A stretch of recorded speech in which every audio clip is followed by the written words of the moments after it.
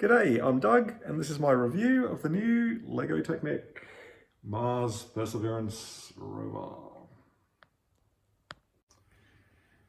Well, the first thing I was a bit apprehensive about with this set was the 10 plus age rating, but I must say, in the end, I think the average 10-year-old would be a bit challenged by this unless they were very experienced with Technic.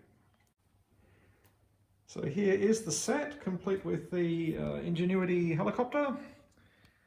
Yeah, it was quite a fun build, frankly. I'm not a big fan of modern Technic. It does make my fingers hurt with the little pieces. It's quite different to ordinary Lego if you're used to building that. And certainly modern Technic is a lot more of a different world than Technic was in the 80s when I used to build it as a kid.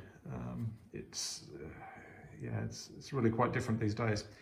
Yeah, the Ingenuity helicopter, there's a lot of stickers in this set. It was a bit unfortunate. I thought that we had to put 5 stickers on this block at the bottom. Why they couldn't have given us a golden brick, I really don't know. But anyway, the helicopter was pretty cool.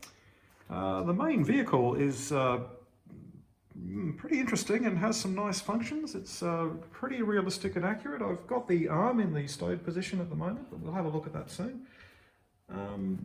Yeah, actually I ended up quite enjoying this build, and it really quite surprised me. It was better than I was expecting, particularly at the price point.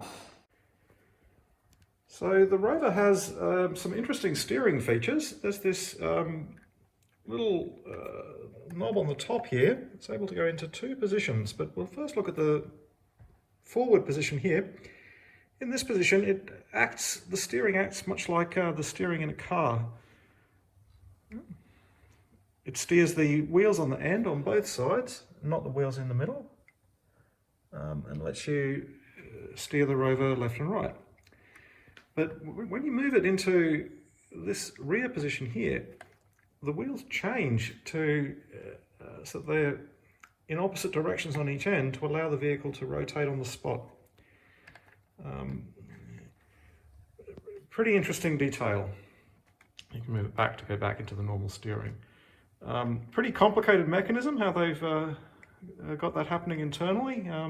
Yeah, it was kind of pretty fun to build. Then there's the boogie suspension, which is, again, a pretty complicated mechanism, but pretty cool. If you lift any of these wheels independently, all of the other ones can remain on the ground. You can see, particularly when I lift this front wheel here, there's a complex mechanism across to the other side, which moves a bit in the middle there, keeping the wheels on the other side all on the ground. I can lift wheels on the other side simultaneously, and yeah, it's clearly quite an accurate replica of the real suspension on the rover. It's certainly not, the wheels aren't strong enough to actually roll over any obstacle. If I stick my finger in front and try to drive over that, the wheel would, it's just not strong enough to actually lift up. But I guess you could make little ramps or something, but certainly if you actually lift them independently, it works quite well. Quite an interesting mechanism. And the other interesting mechanism is the arm, which I've now got extended. These parts you actually have to operate by hand, but there is a mechanism in here that lets the arm move side to side and up and down. It's controlled by these 2 knobs on the back.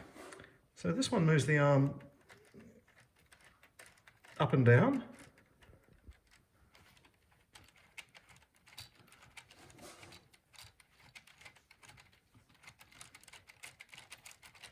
And the other one moves the arm left and right. Anyway, those are the main features of the model. There are a couple of other features. The main camera mast can be stowed and lifted, a bit like how it's stowed in the cruise stage, and then rises up at one time on the surface. But yeah, it's all very manual. We have to unplug a part to make that happen. But yeah, those are the main features. Anyway, I actually quite enjoyed this build. I thought for the price point, which in Australian dollars, I paid around 150. You can get it for, I saw the best price I saw was 130. at the moment. But yeah, for the money, not too bad, and quite a surprisingly challenging, entertaining adult build. I think, given particularly that it says it's age 10 plus, I was expecting it to be far less entertaining than it was. Anyway, yeah, probably not my favourite NASA Lego, but certainly quite good value for money as well. Yeah, I'd kind of highly recommend this one. Thanks for listening.